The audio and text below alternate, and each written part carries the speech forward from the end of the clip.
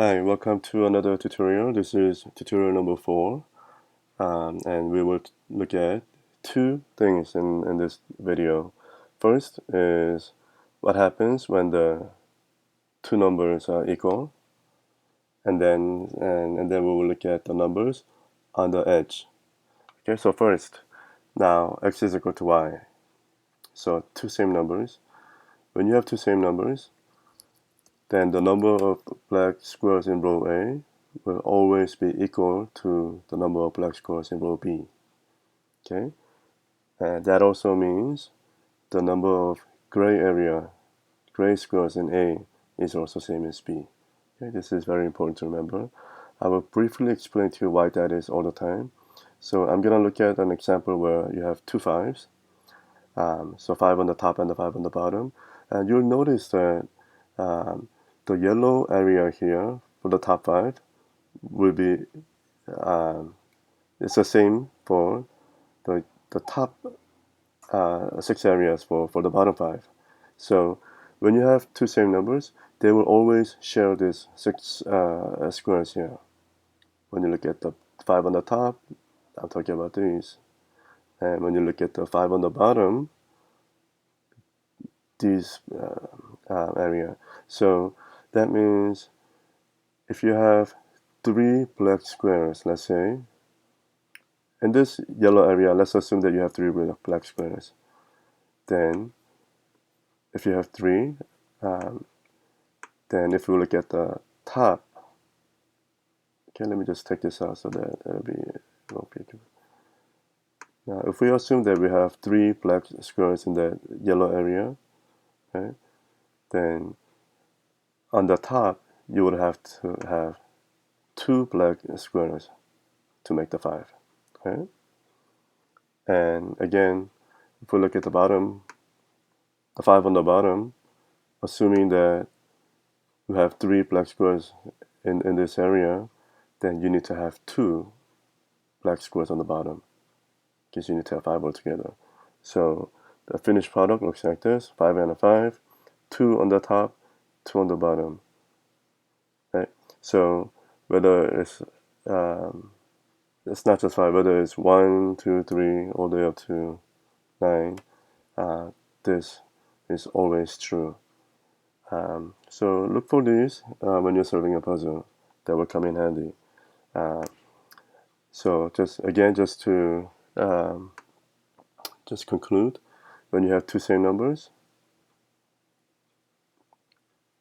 the number of black squares or the number of gray x's will always be equal to the number of black squares or the gray areas in this row. It's always the same. Okay.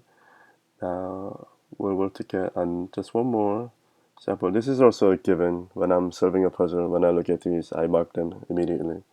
So first one is okay. So these are the numbers on the edge. So 5 and a 3. We know that if the difference is 2, then the number of black squares next to the bigger number we have to have at least 2, right? But in this case, let's put 5 and a 3, right? We need to have at least 2 black squares, but we only have 2 places. Okay, so pretty good. That's given. So we put the 2 black here, right? And then of course the number of black squares on this side is always 2 less than these. So 2 minus 0, yes. So there will be no black squares there. So this, when you see the numbers on the edge and the difference is 2, immediately mark 2 black squares to the on the side of the with the higher number, larger value, and 2 greater. This is always true. Okay, so you need to look for these 8 and 6, 4 and 2, 3 and 1. Doesn't matter. It's always 2 black, 2 gray. Okay, and also let's look at two numbers. One number is on the edge, number 4, and these are same numbers.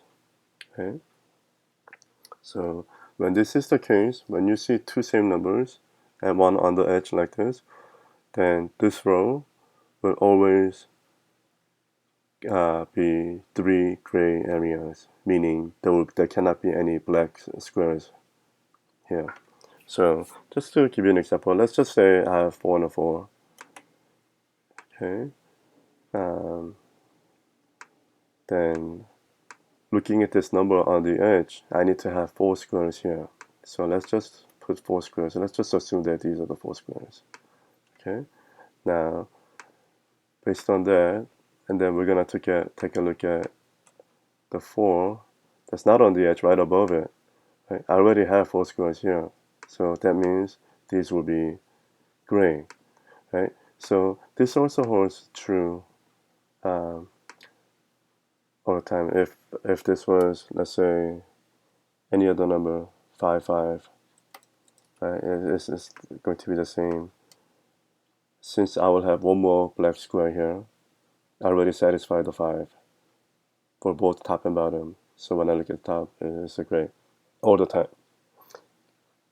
Obviously, if the number is 6, then you only have place for 6, so all these will be black. You cannot have anything greater than 6 because you only have 6 squares. Okay, so you're gonna see 1 through 5, same number, put 3 gray area to start off.